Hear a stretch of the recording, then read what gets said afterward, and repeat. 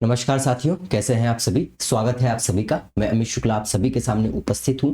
MP polity special या national level की कोई भी एग्जाम जहां पर आपका जो सिलेबस है उसमें एसटी एससी एक्ट 1989 मतलब प्रिवेंशन ऑफ एट्रोसिटीज एक्ट 1989 या अनुसूचित जाति जनजाति अत्याचार निवारण अधिनियम 1989 सिलेबस में है। तो ये लेक्चर आपको आपकी दशा और दिशा इस अधिनियम के संबंध में पूर्ण रूप से बदल देगा। जैसा कि मैंने आपको इसके पहले लेक्चर में बताया था कि हम इस अधिनियम को दो पार्ट में डिवाइड करेंगे। एक लेक्चर में इसके पहले ले चुका हूं जहां पर मैंने इस अधिनियम के संबंध में संपूर्ण धाराओं को आसान भाषा में समझाया है, साथ ही साथ उसमें से किस प्रकार के प्रश्न आ सकते हैं, किस प्रकार के शॉर्ट नोट्स बनाना है, कंप्लीट रूप से मैं आपको बता चुका हूं। आई बटन पर क्लिक करके आप वहां पर उसे जरूर देख लीजिए क्योंकि वहां पर पूरा का पूरा समझाने का काम किया गया है। इस अधिनियम में मैं आपको कुछ भी समझाऊंगा नहीं। इस लेक्चर में मैं आपको कुछ भी समझाऊंगा नहीं। इस लेक्चर में सिर्फ और सिर्फ हम कोरिलेशंस के माध्यम से एक एक धाराओं को याद करने की कोशिश करेंगे। याद करने की कोशिश क्या, आपको कोई नींद में भी पूछ लेगा तो आप 4 से 5 सेकंड में उत्तर दे दोगे कि ये प्रावधान इस धारा में है या इस धारा में ये प्रावधान दिया गया है। देखिए, मैं आपको किसी प्रकार का कोई जादू तो करूंगा नहीं, है ना, कोई ट्रिक तो बताऊंगा नहीं। ट्रिक विक कोई काम नहीं करती है। मैं आपको कोरिलेशन, सामान्य कॉमन सेंस के माध्यम से इसे एकदम संपूर्ण रूप से याद करवा दूंगा। आगे हम थोड़ी सी और बातें करेंगे, लेकिन आप हमारे जितने भी सोशल नेटवर्किंग प्लेटफॉर्म हैं वहां पर ऐड हो जाइए। यूट्यूब चैनल को सब्सक्राइब जरूर कर लीजिए ताकि छोटे छोटे रील्स के माध्यम से, शॉर्ट्स के माध्यम से, आपको कई कोरिलेशन के माध्यम से कठिन चीजें इंस्टा, फेसबुक, यूट्यूब पर आपको याद करवाई जा सके। साथ ही साथ हमारे टेलीग्राम चैनल और ज्ञानदूत एकेडमी व्हाट्सएप चैनल पर भी जरूर ऐड हो जाइए ताकि पोल और बहुत सारी जानकारी आपको प्राप्त हो सके। और आप हमारी ऐप को भी डाउनलोड कर लीजिए, लिंक सभी की डिस्क्रिप्शन में देकर रखी है। चलिए बात करते हैं एसटी एससी एक्ट 1989 की। देखिए, समझिए जरा, पहले 1 से 2 मिनट स्किप मत करिएगा जो मैं बोल रहा हूं आपको, वरना आप परेशानी में आएंगे। 2 तरीके रहते हैं आपके पास याद करने के। एक तो लगातार रटते रहो कि कौन सी धारा में क्या दिया गया है, कौन सी धारा में क्या है ना, कुछ समय बाद आप भूल जाओगे। तो वो एक बहुत लंबा प्रोसीजर और हमेशा करने का प्रोसीजर है। मैं आपको जो बोल रहा हूं, अगर आपने ये सभी ईमानदारी से लिख लिया, याद रखना, मैं जो आपको करवा रहा हूं याद, वो आपको लिखते रहना है। जितनी बार मैं बोलूं उसको उसी तरह से प्रैक्टिस करना है। क्लास में ही लिखते लिखते, बोलते बोलते कई बार प्रैक्टिस करना है। इससे आपके एक कोरिलेशन से, इस अधिनियम से रिलेटेड बढ़िया तरीके से क्या बन जाएंगे, नोट्स बन जाएंगे। एग्जाम के 2 मिनट पहले भी आप इसको रिवाइज करके जाओगे तो आपका काम आसान हो जाएगा। इससे आपको एग्जाम में प्रश्न सॉल्व कैसे करना है वो भी मैं आपको बताऊंगा। और अंत में आपसे मैं एक प्रश्न जरूर पूछूंगा, 1 से 2, जो आपको कमेंट में उत्तर करके बताना है। अगर आपने कमेंट में उत्तर सही बता दिया मतलब आपका काम बन गया है और आपने पूरा तरीके से देखा है। तो कमेंट करके ये भी बताइएगा कि आपको कैसा लगा। ठीक है, चलिए एसटी एससी 1989 की बात करते हैं। फिर से बोल रहा हूं, कुछ भी समझाऊंगा नहीं, लेकिन कोरिलेशंस पर जाने से पहले कुछ महत्वपूर्ण बातें मैंने आपके लिए इस लेक्चर के लिए बचा कर रखी थी जो उस लेक्चर में मैंने नहीं करवाई है। तो उसको हमें थोड़ा सा 1 से 2 मिनट 3 मिनट में कंप्लीट करना है। फिर हम कोरिलेशन के माध्यम से धाराओं को पढ़ना शुरू करेंगे, है ना। तो सबसे पहली बात समझिए, एसटी एससी एक्ट जो 1989 है ना, यहां से प्रश्न आ सकते हैं, इसलिए मैं आपको ये एक्स्ट्रा थोड़ा सा पावर बूस्ट दे रहा हूं। एसटी एससी एक्ट 1989 जो है, ये प्रश्न आ सकता है भारत के संविधान के कौन से अनुच्छेद पर बेस्ड है। तो मुख्य रूप से तो ये 17 पर बेस्ड है। ऐसे तो बहुत सारे अनुच्छेद आप बोल सकते हो, 46 ए बोल सकते हो, 17 बोल सकते हो, बहुत सारी चीजें बोल सकते हो, लेकिन मुख्य रूप से 17 पर बेस्ड है, ये आपको ध्यान रखना है। और 15 भी आप कह सकते हैं, लेकिन 17 सबसे मुख्य है। देखिए 15 क्या बोलता है, जाति के आधार पर भेदभाव को प्रतिबंधित किया गया है या निषेध किया गया है। जाति के आधार पर आप किसी से भी भेदभाव नहीं कर सकते हैं। और 17 क्या बोलता है, 17 बोलता है अस्पृश्यता का अंत, मतलब एबोलिशन ऑफ अनटचेबिलिटी। किसी भी प्रकार की अस्पृश्यता या अनटचेबिलिटी को बढ़ावा देना या करना क्या कहलाएगा, अपराध कहलाएगा। तो मुख्य रूप से ST/SC एक्ट 1989 अनुच्छेद 17 पर बेस्ड है। ये प्रश्न पहले के सिलेबस के अनुसार आया भी है और आपसे आगे भी पूछा जा सकता है। एक तो मुझे ये बताना था आपको। दूसरी बात, चूंकि आप उस लेक्चर और फिर कभी ऑफिशियल PDF देखोगे तो आप कंफ्यूज हो सकते हो, इसलिए मैं आपको सीधा सीधा बता देता हूं। इस जो एक्ट है इसमें कितनी बार अमेंडमेंट हुए हैं, संशोधन किए गए हैं। ठीक है, तो देखिए इसमें 2013 में संशोधन हुआ, 2014 में संशोधन हुआ, 2015 में संशोधन हुआ, 2018 में संशोधन हुआ, है ना, और अंतिम संशोधन जो है 2019 में हुआ है। अब चूंकि आप मैंने उसमें लिखाया है सिर्फ और सिर्फ कि 2015 और 2018 में संशोधन हुआ है ना, तो आप कंफ्यूज ना हो कहीं और के लेक्चर्स देखकर, कहीं और के नोट्स देखकर, तो मैंने सोचा कि इसको भी थोड़ा सा आपको क्लियर कर देता हूं। तो पहली बार इसमें 2013 में संशोधन किया था, यह प्रश्न आ सकता है, और 2023 तक की स्थिति के अनुसार ऑफिशियल वेबसाइट के अनुसार अंतिम बार इसमें संशोधन 2019 में हुआ है, और वो संशोधन हुआ है 31 अक्टूबर 2019 को। क्या संशोधन हुआ है, तो पहले जब भी आप कोई अधिनियम पढ़ते थे तो उस अधिनियम में ऐसा लिखा रहता था जम्मू कश्मीर को छोड़कर संपूर्ण भारत पर लागू है। तो वो संपूर्ण भारत, जम्मू कश्मीर को छोड़ने वाला प्रावधान, क्योंकि 370-35A तब हटा दी गई थी, तो 31 अक्टूबर 2019 को संशोधन किया गया। धारा 1 संक्षिप्त नाम प्रारंभ और विस्तार में प्रारंभ विस्तार के अंतर्गत, तो 31 अक्टूबर 2019 से यह संपूर्ण भारत पर लागू है। तो अंतिम अमेंडमेंट यही हुआ है। ठीक है, अब कभी आप ऑफिशियल वेबसाइट, कभी आप ऑफिशियल PDF देखोगे तो नीचे संशोधन की तारीख, वर्ष रहता है कि ये प्रावधान इस वर्ष जोड़ा गया। तो देखो 2015 वाला जो है आपको 2016 दिखेगा ऑफिशियल में, तो संशोधन तो 2015 का ही था, लेकिन वो अधिनियमित या उसको लागू किया गया 2016 में, तो वो बात एक ही रहेगी। तो दूसरी चीज मुझे आपको ये बताना था। ठीक है, तीसरी बात जो कि महत्वपूर्ण है, आपको पता है कि कोई भी अधिनियम हो उसके अंतर्गत अगर केंद्र स्तर का अधिनियम है तो केंद्र सरकार को नियम बनाने की शक्ति रहती है, राज्य स्तर पर है तो राज्य सरकार को नियम बनाने की शक्ति रहती है। अब चूंकि ये अधिनियम केंद्र स्तर पर है तो इस अधिनियम के अंतर्गत नियम बनाने की शक्ति धारा 23 के तहत किसको होगी, केंद्र सरकार को होगी। तो इस अधिनियम के तहत भी नियम बनाए गए हैं। तो प्रश्न ये आ सकता है कि ST/SC एक्ट 1989 के तहत बनाए गए नियम का वर्ष क्या है, तो उन नियम का, रूल्स का वर्ष जो है वो है 1995। मतलब इसके संबंध में एक अधिनियम, इसके संबंध में रूल्स बनाए गए थे जो कि 1995 में अधिसूचित किए गए। और यहां पर यह प्रश्न भी आ सकता है कि ST/SC एक्ट 1989 के तहत बनाए गए नियम जो है वो कब लागू हुए, तो 31 मार्च 1995 को ये लागू हुए। बस इतनी सी कुछ मेन और अलग से बात थी जो कि मुझे आपको बतानी थी। अब अगर कोई वो लेक्चर लेकर ये लेक्चर नहीं लेगा तो ये छूट जाएगा, और प्रश्न आया कि इस धारा में क्या प्रावधान है या ये प्रावधान कौन सी धारा में है, नहीं बनेगा। और अगर नहीं बना तो भैया बहुत सारे लोगों से आप पीछे हो जाओगे, और जिसने केवल ये देखा तो आप प्रावधान तो बता दोगे लेकिन अंदर की बात नहीं बता पाओगे। तो दोनों के दोनों लेक्चर का मिश्रण करने के बाद आपको ST/SC एक्ट फैक्ट्स, कोरिलेशंस और थ्योरी के द्वारा संपूर्ण माना जाएगा। चलिए भैया बात करते हैं हम अब कोरिलेशंस पर। ठीक है, सबसे पहली बात तो हम देखेंगे कि ST/SC एक्ट 1989 जो है पारित, लागू और कितने अध्याय, कितनी धाराएं, कितनी भाग, सब चीजें कंफ्यूजन ना रहे इसलिए मैं कोरिलेशंस के बीच में अन्य बातें भी आपके लिए बताते रहूंगा। सबसे पहली बात, यह अधिनियम पारित कब हुआ, यह अधिनियम लागू कब हुआ, इसको मैंने उस लेक्चर में भी कोरिलेशंस के माध्यम से बताया था, है ना।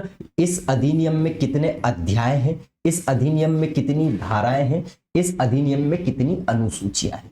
यहां से प्रश्न बहुत ही ज्यादा आता है और बच्चे कंफ्यूज हो जाते हैं क्योंकि रट के जाते हैं, रटना नहीं है ना। पारित यहां पर क्या हो जाएगा, पास, लागू का मतलब इनेक्ट या इन्फोर्समेंट, ठीक है, अधिनियम का अध्याय का मतलब यहां पर हम चैप्टर्स बोल देंगे, धारा का मतलब सेक्शन, और अनुसूचियों का मतलब शेड्यूल्स।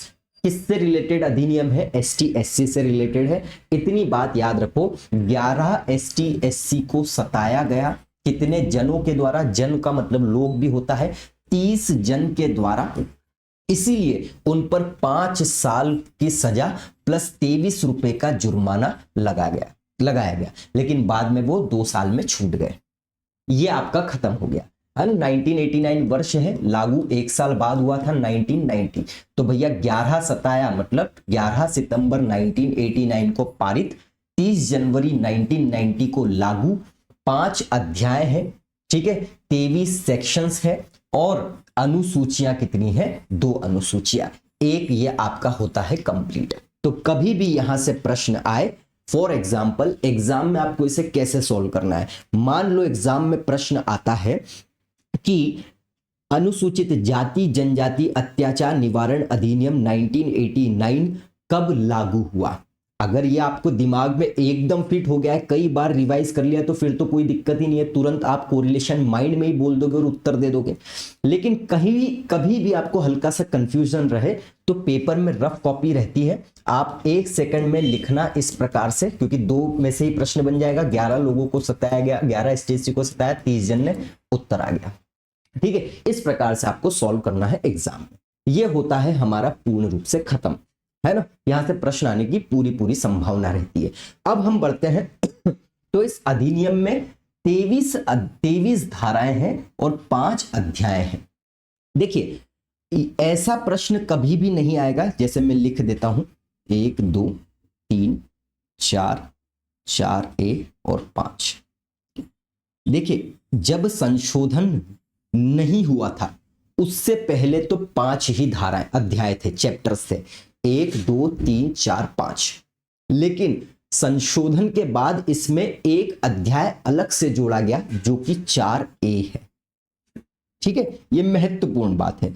अब ऐसा प्रश्न आपसे बिल्कुल संभावना ना के बराबर है कि पहले अध्याय में कितनी धाराएं हैं, दूसरे अध्याय में कितनी धाराएं हैं, तीसरे अध्याय में, इस प्रकार से प्रश्न नहीं आएगा। बट फिर भी आप अपने नोट्स बनाने के लिए लिख जरूर लो, प्रश्न नहीं आएगा, है ना। यहां पर मैं ऐसा कर देता हूं, ठीक है। अध्याय 1 जो है, नाम अभी बताऊंगा। अध्याय 1 में 1 से लेकर 2 तक है, 2 में 3 से लेकर 9 तक है, 3 में 3 से लेकर 13 तक है, 4 में 14 से लेकर 15 तक है, ठीक है। फिर यहाँ पर 4A में 15A है, और यहाँ पर जो 5 है ये है 16 से लेकर 23। तो इस प्रकार के प्रश्न नहीं आएंगे कि अध्याय 1 में कितनी धाराएं हैं, 1 2 3 4 5, इस प्रकार के ये प्रश्न नहीं आएंगे। लेकिन एक आपका पास जो इस प्रकार से जमा रहेगा ना, तो आप याद करने में आपके लिए थोड़ी सी आसानी हो जाएगी। क्लियर है। अब यहां से प्रश्न क्या आ सकता है, तो प्रश्न सीधा सीधा यहां पर यह आ सकता है कि अध्याय 1 किससे संबंधित है, अध्याय 2 किससे संबंधित है, अध्याय 3 किससे संबंधित है, इसी प्रकार का प्रश्न आ सकता है। तो ये मैं आपको याद करवा देता हूं। इसको याद करने के लिए इससे पहले का जो एसटीएससी एक्ट 1989 का लेक्चर है, ये आपके लिए बहुत महत्वपूर्ण रहेगा, क्योंकि वहां से आपके लिए कॉमन सेंस लगेगा। ठीक है, तो लेक्चर वो देखो, ये देखो, बात एक ही है, बाद में सब समझ में आ ही जाएगा। देखें, कभी भी कोई अधिनियम रहता है तो उस अधिनियम में अध्याय 1 हमेशा प्रिलिमिनरी ही रहता है, मतलब प्रारंभिक। ठीक है, क्या रहता है? प्रिलिमिनरी या फिर प्रारंभिक, मतलब प्रारंभिक सभी बातें इसमें दी जाएगी, जैसे संक्षिप्त नाम, प्रारंभ, विस्तार, परिभाषाएं। ठीक है, हमेशा कोई भी अधिनियम आपके लिए रहेगा, कोई प्रश्न नहीं आएगा इसमें से। ठीक है, दूसरी बात यहां पर क्या बोली जाएगी, तो दूसरी बात, अध्याय का नाम क्या है? अत्याचार के अपराध के लिए दंड। ये अध्याय से प्रश्न आ सकता है ना, अत्याचार के अपराध के लिए दंड। ये बिल्कुल आपसे पूछा जाएगा ही जाएगा, है ना, कि धारा पूछा जा सकता है कि इस एक्ट के अधीन अध्याय 2 के अंतर्गत किसका प्रावधान है। तो जो भी अत्याचार हो रहे हैं एसटी एससी, उनसे रिलेटेड जो अपराध है उनके लिए दंड की प्रावधान यहां पर किया गया है। ठीक है, तीसरी बात क्या होती है, तो तीसरा है एक्सटर्टेनमेंट, मतलब बहिष्करण। अभी आपको बताता हूं, समझाता हूं, बहिष्करण। ठीक है, अगला जो है वो बोलता है विशेष न्यायालय। अब इसमें विशेष न्यायालय, विशिष्ट न्यायालय, विशेष लोक अभियोजक सब आ जाता है। ठीक है, 4A क्या बोलता है, पीड़ित और गवाह जो है, ठीक है, पीड़ित और गवाह के संबंध में यहां पर इसका प्रावधान किया गया है। और हमेशा आखिरी अध्याय जो रहती है वो विविध से रिलेटेड रहता है, मिसलेनियस से रिलेटेड रहता है।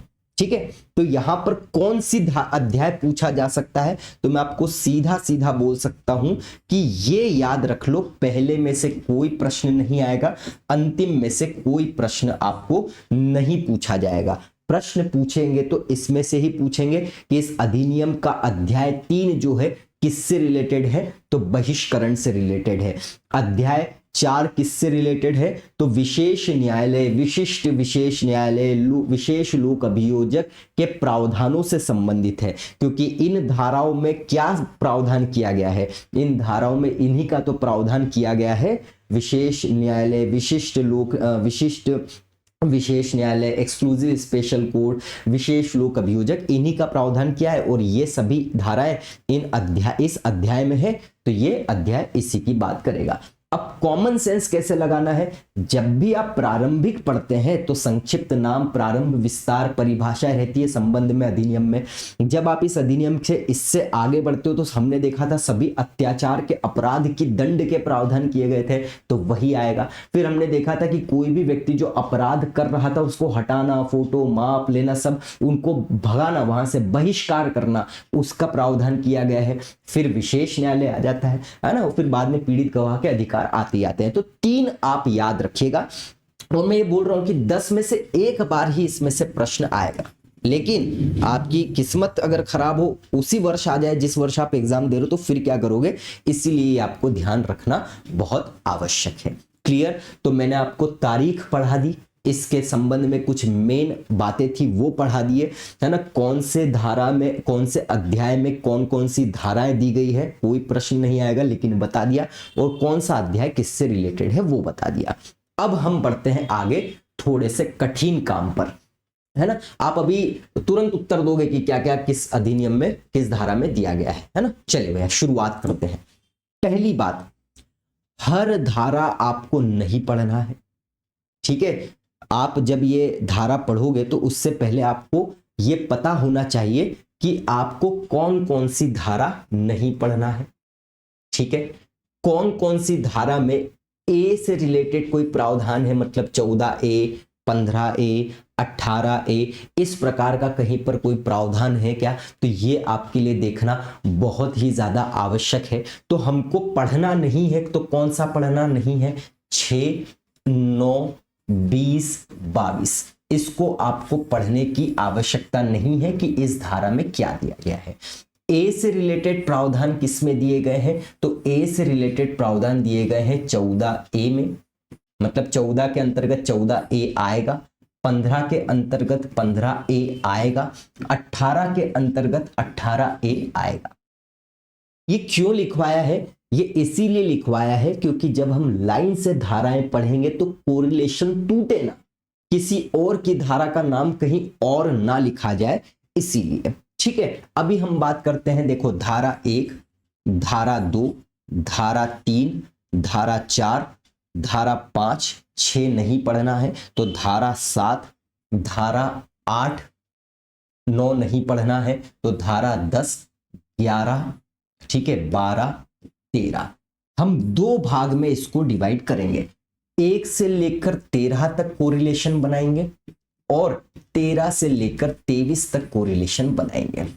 अंत में आप देखना, साथ में चलते रहना, आप भले पॉज कर लो, जितना मैंने पढ़ा है उसको एक बार रिवाइज कर लो, रिवाइज करने के बाद बिना देखे लिख लो, बिना देखे लिखने के बाद नोट कर लो, तुरंत आपको याद ना हो जाए तो मुझे कहना। लेकिन मेहनत करनी पड़ेगी, ऐसा नहीं है कि मैं कोई ट्रिक बता रहा हूं, आपका काम आसान कर रहा हूं कि स्मार्ट स्टडी कैसे करते हैं जब कोई कठिन चीज आ जाती है।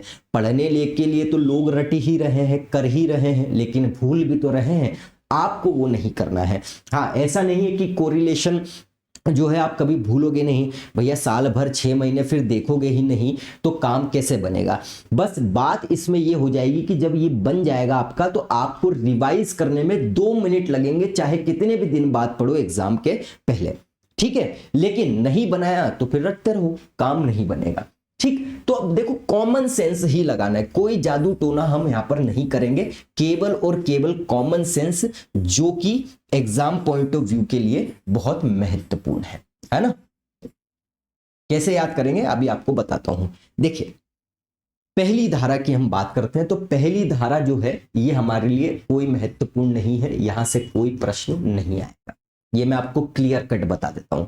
धारा 2 परिभाषाओं से रिलेटेड है, डेफिनेशन से रिलेटेड है, और डेफिनेशन के अंतर्गत भी कई सारी डेफिनेशंस दी गई है, कैसे उनमें अंतर क्या होता है, पुराना लेक्चर देख लो इसके पहले का, है ना। तो पहले तो हमको ये डेफिनेशन के अंतर्गत ही बहुत सारी उपधारा है, इसको करना पड़ेगा, तब जाके फिर हम आगे बढ़ेंगे। तो 2 के अंतर्गत क्या ध्यान रखना है, तो पहले हम 2 को याद करते हैं। देखिए धारा 2 जो है परिभाषाओं की बात कर रही है, डेफिनेशंस की बात कर रही है, इसमें आपको याद करना है ए, बी, सी, डी और ई।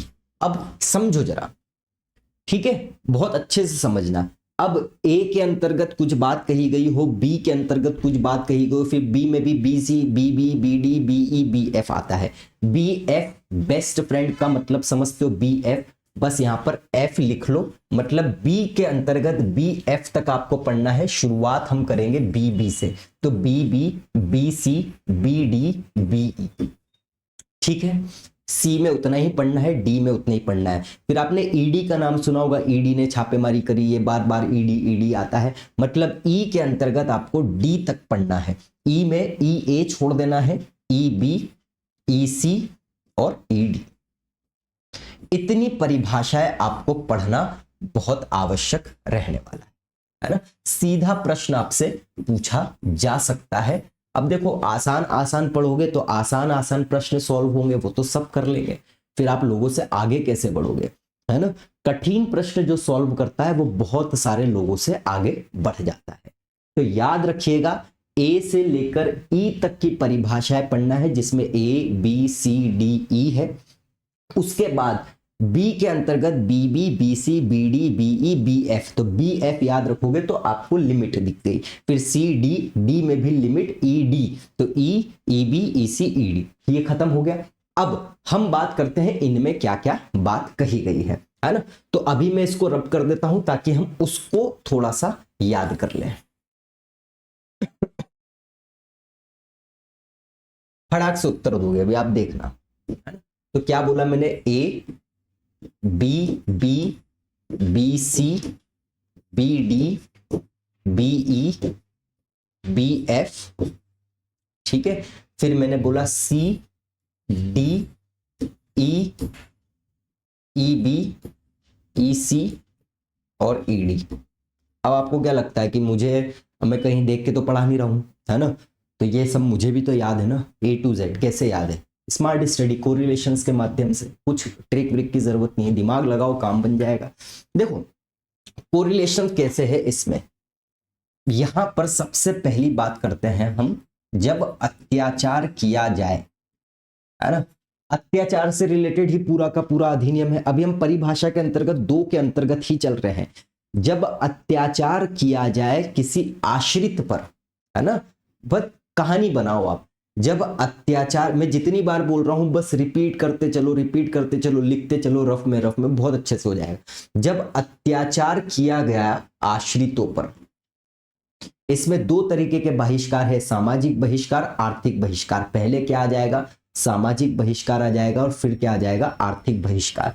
तो जब अत्याचार किया गया आश्रितों पर और उनका क्या किया गया, सामाजिक बहिष्कार किया गया।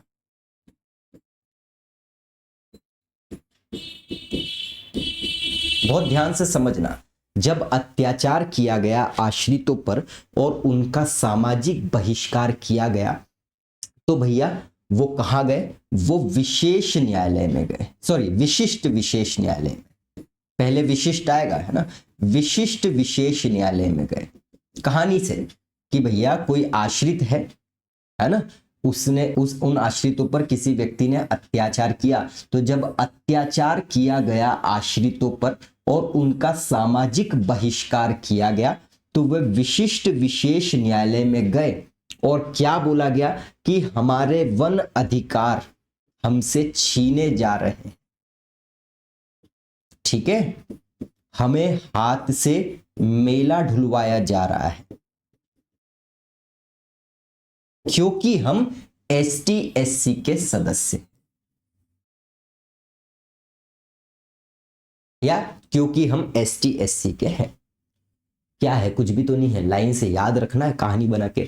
तो जब अत्याचार किया गया आश्रितों पर और उनका सामाजिक बहिष्कार किया गया, तो वो विशिष्ट विशेष न्यायालय, विशिष्ट विशेष न्यायालय को आप समझ लो कि बहुत ही अर्जेंट वाले के लिए, तो विशिष्ट विशेष न्यायालय गए और वहां पर बोले कि भैया हमारे वन अधिकार छीने जा रहे हैं, हमसे हाथ से मेला ढुलवाया जा रहा है क्योंकि हम एसटी एससी के हैं। तब विशेष न्यायालय ने क्या बोला, तब विशेष न्यायालय ने एक बात कही कि भैया, विशेष न्यायालय क्या बोला, विशेष न्यायालय बोलता है किसको, विशेष लोक अभियोजक,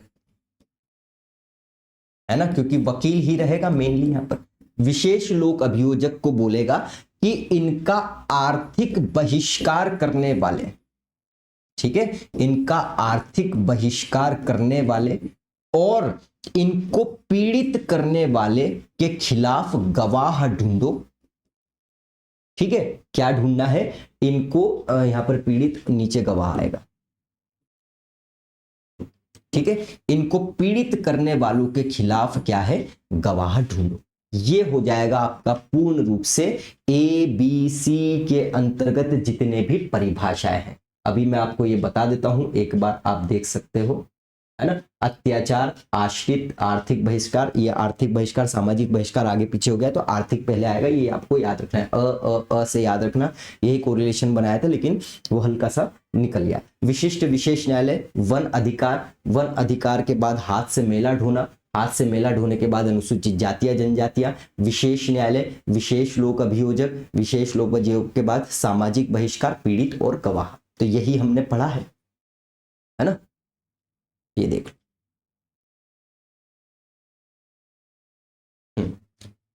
विशेष लोक अभियोजक, सामाजिक बहिष्कार, आर्थिक, पीड़ित और गवाह। बस चेंज क्या करना है, तो चेंज बस इतनी सी बात करना है कि यहां पर आ जाएगा आर्थिक बहिष्कार और यहां पर आ जाएगा सामाजिक बहिष्कार। कैसे याद रखोगे, कंफ्यूज ना हो तो बस इतनी याद रखना है, ये ए अ चलता रहेगा, तो यहीं पर आर्थिक बहिष्कार आपसे फिट हो जाएगा। ये आपने जितनी भी परिभाषाएं हैं इनको दिमाग में फिट कर लिया, है ना। फिर से रिपीट कर रहा हूं, जब अत्याचार किया गया, अब आप बताओ कैसे, ऐसे ही रटने की जरूरत है क्या, ई बी कि बी ई में वन अधिकार, बी वन अधिकार, बी वन अधिकार, बी वन अधिकार, कितनी भी बार बोल लो इतना सारा एक साथ नहीं याद रहेगा, ठीक है। तो ये कोरिलेशन आपको लिख लेना है। तो अत्याचार किया गया जब आश्रितों पर, ठीक है, उनके आर्थिक बहिष्कार किया गया, तो विशिष्ट विशेष न्यायालय गए और उन्होंने बोला कि हमारे वन अधिकार छीने जा रहे हैं, हमें हाथ से मेला ढुलवाया जा रहा है क्योंकि हम एसटी एससी के सदस्य हैं, है ना। तो विशेष न्यायालय जो बोलता है कि विशेष लोक अभियोजक को कि इनका सामाजिक बहिष्कार करने वाले और इनको पीड़ित करने वाले लोगों के खिलाफ क्या है, गवाह ढूंढो। बस शब्दों का खेल रहेगा, सीधी सी बात है ना, एग्जाम में आपको कॉमन सेंस ही लगाना है। अब प्रश्न कैसा आएगा, तो प्रश्न ऐसा आ सकता है कि इस अधिनियम की कौन सी धारा में विशेष लोक अभियोजक को परिभाषित किया गया है, तो आप सीधा सीधा उत्तर क्या दे दोगे, 2E के अंतर्गत परिभाषित किया गया है ना। अगर प्रश्न आए कि पीड़ित की बात किस धारा में कही गई है, परिभाषित शब्द आना चाहिए डिफाइन प्रश्न में ना, तो वो हो जाएगा 2EC के अंतर्गत। इस प्रकार से अगर पूछे कि एसटी एससी को परिभाषित किस में किया गया है, तो सी में किया गया। इसमें बोला गया है 366(24)(25) के अनुसार जो भी होगा वो एसटी एससी कहलाएगा। बस इस प्रकार का प्रश्न आएगा। अब मैं आपसे यहां पर एक प्रश्न पूछ रहा हूं, है ना, जो कि आपको कमेंट में उत्तर देना है। कैसे देना है कमेंट में उत्तर? जो मैंने आपको बोला है, अभी वीडियो को पॉज करो, 1 से 2 बार बिना देखे याद करो, याद करने के बाद उसको 1 से 2 बार लिखो और फिर रफ फेयर में उतारो, और फेयर में उतारने के बाद मैं जो प्रश्न पूछ रहा हूं उसको आप ये समझ लो कि एग्जाम में ही पूछा गया है। आप फिर से फेयर में फटाफट फटाफट लिखो, 10 सेकंड आपके लगेंगे और आपको उत्तर दे देना है कमेंट में जो मैं आपसे पूछ रहा हूं, है ना। तो मेरे लिए आपको उत्तर ये है, क्योंकि मैं मिटा देता हूं पहले।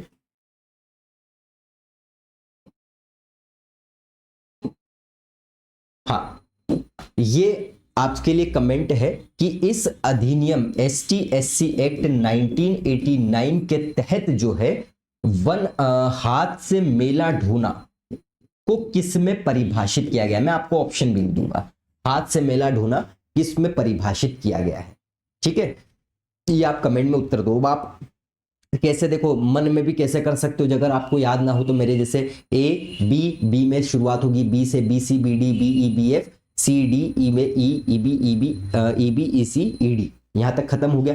फिर अत्याचार हुआ आश्रितों पर, उनका आर्थिक बहिष्कार किया गया, तो विशिष्ट विशेष न्यायालय गए, उन्होंने बोला हमारे वन अधिकार छीने जा रहे हैं, हमसे हाथ से मेला ढुलवाया जा रहा है क्योंकि हम ST/SC के नहीं है।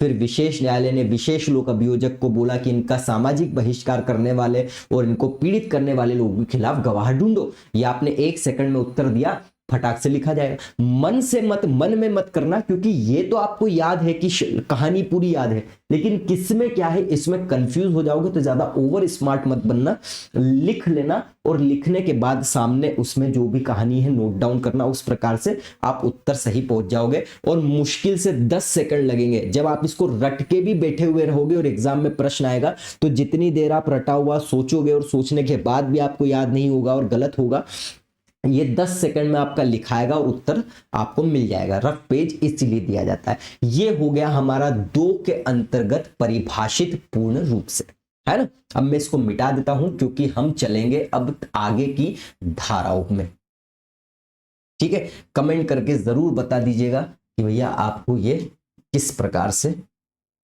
मजा आया, है ना। लाइक शेयर और सब्सक्राइब जरूर कर लीजिए। देखो सब्सक्राइब नहीं करोगे तो फिर आप बहुत सारी चीजों को मिस कर दोगे, क्योंकि 2026 में मैं आपके लिए बहुत कुछ नया शुरू कर रहा हूं जिससे आपकी एग्जाम बहुत आसान हो जाए, चाहे आप किसी भी लेवल की एग्जाम दे रहे हो, है ना। चलिए मैं तो शुरुआत करते हैं हम। अब 1 और 2 तो हमारा खत्म हो गया, अभी हम 3 से शुरुआत करेंगे, लेकिन हमको ये ध्यान रखना जरूरी है 3 4 5 6 नहीं आएगा, 7 8 ठीक है, 9 नहीं आएगा, तो 10 11 12 13। अभी हमने जैसा बोला था कि 13 तक ही आपको पढ़ना है, इसके आगे नहीं पढ़ना है, ठीक है। अब वही कॉमन सेंस जो आपने किस में लगाया था, परिभाषाओं के संदर्भ में लगाया था, वही कॉमन सेंस उसी प्रकार से एक कहानी हमको यहां पर लेना है। देखिए क्या बोला जाता है, जब कोई व्यक्ति अत्याचार करता है या अत्याचार से संबंधित कोई अपराध करता है, ठीक है। मान लो एक व्यक्ति है, उसने अत्याचार से रिलेटेड कोई अपराध किया, मतलब उसने एक अच्छे नागरिक होने की कर्तव्य जो ड्यूटी है उसकी उपेक्षा करी, उपेक्षा करी, है ना। तो अत्याचार के अपराध जो है, अगर किसी व्यक्ति ने कोई अत्याचार से रिलेटेड कोई अपराध किया, मतलब उसने अपने कर्तव्य की क्या करी है, उपेक्षा करी है। सब बताऊंगा, प्रश्न कैसे आएंगे, आपको कैसे सॉल्व करना है। कर्तव्य की उपेक्षा करी है, ठीक है। फिर से रिपीट कर रहा हूं, बहुत बार इसीलिए रिपीट कर रहा हूं कि आप पैर में लिखते चलो, बोलते चलो, यही याद हो, बात का झंझट ही खत्म हो, है ना। तो जब किसी व्यक्ति ने, हाँ थोड़ा सा साइड हो रहा हूं मैं यहीं पर, जब किसी व्यक्ति ने कोई अत्याचार से रिलेटेड अपराध किया तो क्या बोला गया है कि आपने कर्तव्य की उपेक्षा करी है, और कर्तव्य की उपेक्षा करी है इसका मतलब दोष सिद्ध होने के पश्चात आपको क्या दिया जाएगा, दंड दिया जाएगा, ठीक है। क्या दिया जाएगा, दोष सिद्ध होने के पश्चात दंड दिया जाएगा। प्रश्न बहुत आसान से बनेंगे, आपके बहुत आसान रहेगा, फिर से रिपीट कर रहा हूँ, रिपीट करते चलो आप इसको। मैं बार बार रिपीट कर रहा हूँ तो इसको आगे मत बढ़ाना, क्योंकि यही तो मेन है। जितनी बार हम बोलेंगे उतनी बार तो आपका रिवीजन होगा। तो मैंने ये बोला है कि भैया जब भी कोई व्यक्ति अत्याचार से रिलेटेड अपराध करेगा तो उसने कर्तव्य की उपेक्षा करी, मतलब उसको दोष सिद्ध होने के पश्चात दंड दिया जाएगा। जब दंड दिया जाता है तो सीधी सी बात है कि उसकी संपत्ति को क्या कर लिया जाता है, छीन लिया जाता है। यही बात हमने बोल दी। ये सात से संपत्ति भी आप याद रख सकते हो, है ना। तो संपत्ति क्या हो जाएगी, छीन ली जा सकती है। उसके बारे में ये उपधारणा बनाई जा सकती है। जैसे कोई एक व्यक्ति जब कोई अपराध कर देता है और दोष सिद्ध हो जाता है तो फिर हम एक उपधारणा बना लेते हैं उसके लिए कि हाँ अब ये अपराध आगे करता रहेगा या इसके अपराध किए जाने की क्या रहेगी, संभावना रहेगी। तो हम यहां तक फिर से रिपीट करते हैं कि जब अत्याचार से रिलेटेड कोई अपराध करेगा मतलब उसने कर्तव्य की उपेक्षा करी है। कर्तव्य की उपेक्षा करी है तो जब दोष सिद्ध होगा तो उसके पश्चात उसको दंड मिलेगा ही मिलेगा। ऐसा करने पर उसकी संपत्ति जो है ले ली जाएगी और उसके बारे में ये उपधारणा बनाई जाएगी कि आगे उसके अपराध किए जाने की संभावना है। ठीक है, यही हमने इस अधिनियम में पहले भी पढ़कर आए हैं। तो अगर अपराध किए जाने की ऐसे व्यक्ति के लिए संभावना है तो क्या होता है ऐसे लोगों के लिए, ऐसे लोगों को उस वहां से क्या होता है, हटाया जाता है। तो अपराध किए जाने की संभावना पर हटाना, ठीक है, अपराध किए जाने की संभावना पर हटाना। तो वो व्यक्ति फिर उस क्षेत्र में आ नहीं पाता है और अगर आता है तो उसको वापस से भगा दिया जाता है। मतलब यहां पर कोई काम ही खत्म, मतलब उसके संबंध में अब सब चीजें ही खत्म होगी। तो यहां तक एक बार हम रिवाइज करते हैं।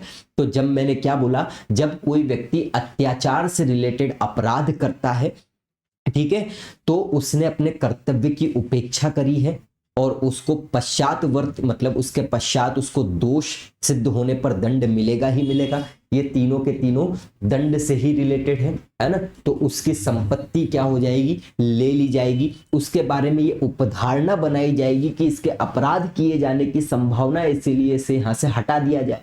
जब हटा दिया जाए तो वो उस क्षेत्र से वापस नहीं आ सकता और आएगा तो उसको क्या कर दिया जाएगा, हटा दिया जाएगा।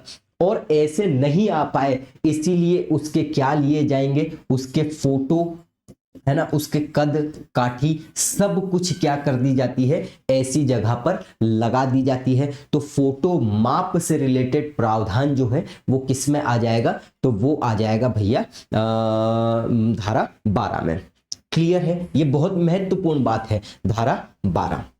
ठीक है, तो एक बार यहां तक फिर से रिपीट करो। अत्याचार के अपराध के संबंध में अगर कर्तव्य की उपेक्षा करी है तो दोष सिद्ध के पश्चात क्या दिया जाएगा, दंड दिया जाएगा। रिपीट करते जाओ। देखो क्लास के बाद भी रिपीट करोगे तो मैं इतनी बार क्यों बोल रहा हूं, मैं चाहता हूं तो फट फट फट फट आके और पढ़ा के चले जाता ना, क्लास में ही आपको याद हो, इसलिए मैं आपके लिए मेहनत कर रहा हूं। तो अत्याचार के अपराध कर्तव्य की उपेक्षा दोष सिद्ध पश्चातवर्ती दोष सिद्धि के लिए दंड, संपत्ति के बाद यहां पर क्या हो जाता है, उपधारणा हो जाती है। उपधारणा के बाद अपराध की संभावना में हटाया जाना, अपराध की संभावना में हटाया जाना, फिर क्षेत्र से ना आए, है ना, और आ जाए तो हटा दिया जाए और फोटो माप उससे ले ली जाएगी, है ना। और फोटो माप जो उससे ली जाएगी, है ना, तो उसके संबंध में ऐसे व्यक्ति से शास्ति का मतलब क्या हो जाता है, पेनल्टी भी ली जाएगी। ये एक कहानी हमारी खत्म हो गई, है ना। अब देखो दो को एक बार रिवाइज करते हैं। दो में A B C B D B E B F C D E B E C E D खत्म हो गया। क्या बोला था मैंने, जब अत्याचार किया गया आश्रितों पर, उनका आर्थिक बहिष्कार किया गया तो विशेष न्यायालय गए, बोले कि हमारे वन अधिकार छीने जा रहे हैं, हमारा हाथ से मेला ढुला जा रहा है क्योंकि हम ST SC के हैं। तो विशेष न्यायालय ने विशेष लोक अभियोजक को बोला कि इनका सामाजिक बहिष्कार करने वाले और इनको पीड़ित करने वाले लोगों के खिलाफ गवाह ढूंढो। ये आपका हो गया पूर्ण रूप से परिभाषा पूरा खत्म। अब हम 3 से लेकर 13 में चले तो क्या बोला कि जब अत्याचार से रिलेटेड कोई अपराध किया ठीक है, तो मतलब आपने कर्तव्य की उपेक्षा करी, कर्तव्य की उपेक्षा करिए मतलब पश्चातवर्ती दोष सिद्ध होने पर आपको दंड दिया जाएगा।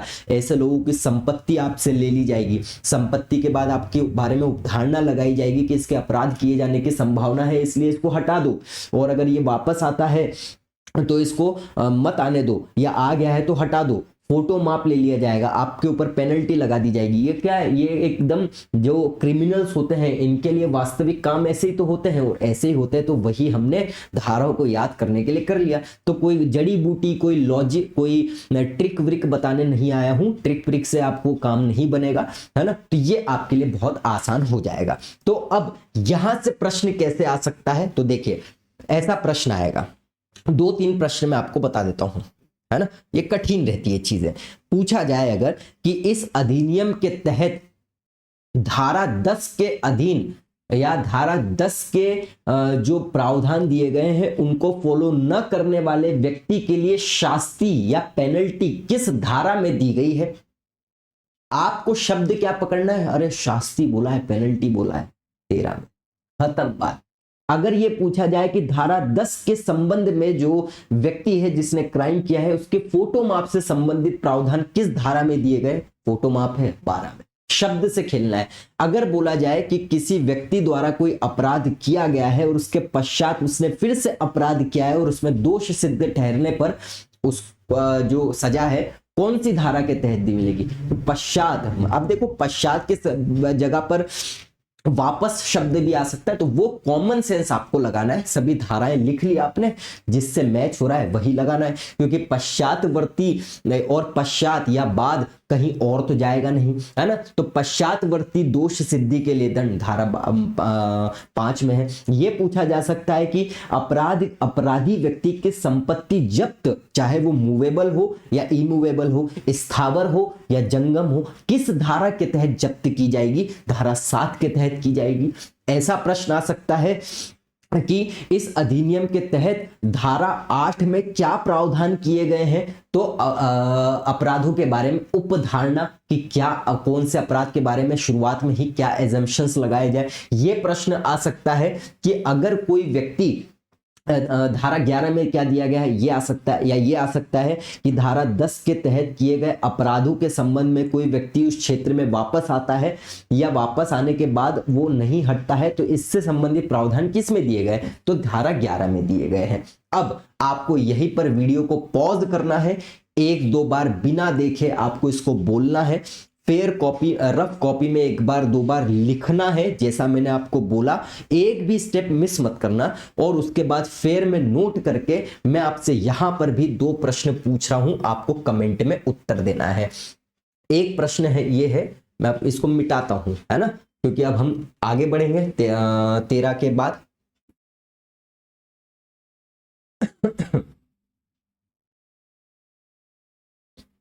ये 40-45 मिनट का जो वीडियो है ना, ये जितनी भी देर का हो, 30 मिनट का, 50 मिनट का, ये आपके आगे के कई घंटे बदल देगा।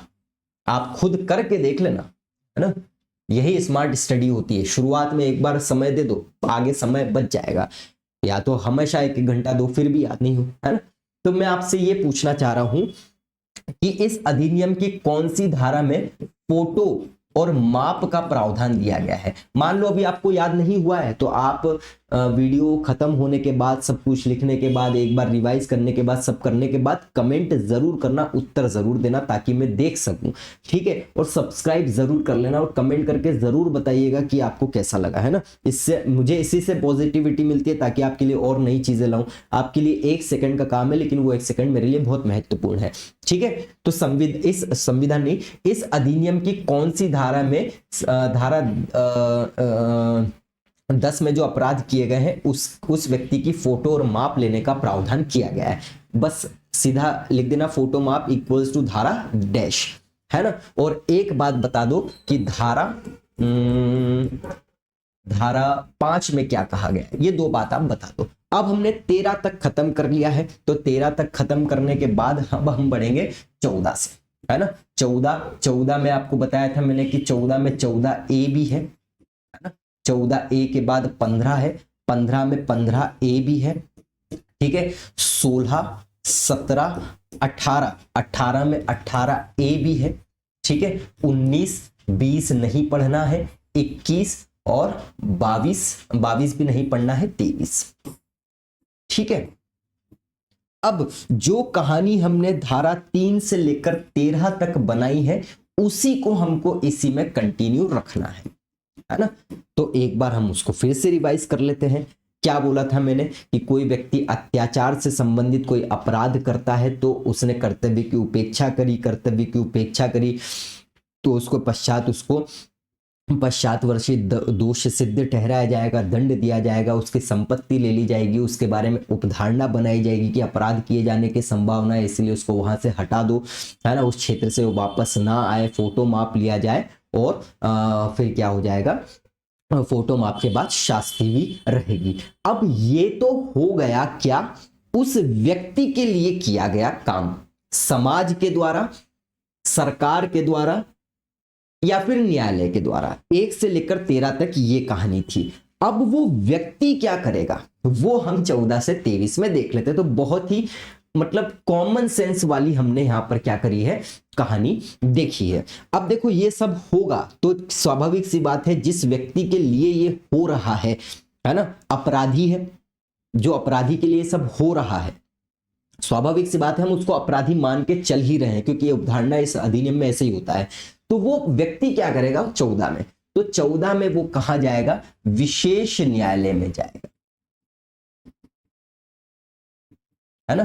अब विशेष न्यायालय, विशिष्ट न्यायालय, सबकी सब बात सीधी सीधी किस में दी गई है, इसी में दी गई है ना। कहां जाएगा, विशेष न्यायालय में जाएगा। और विशेष न्यायालय में जाके क्या करेगा, वो अपील ही करेगा, स्वाभाविक सी बात है, और कुछ तो करेगा नहीं। अपील करेगा तो उसको वकील मिलेगा, है ना। तो 13 तक तो हमने देख लिया उसके लिए क्या हुआ है।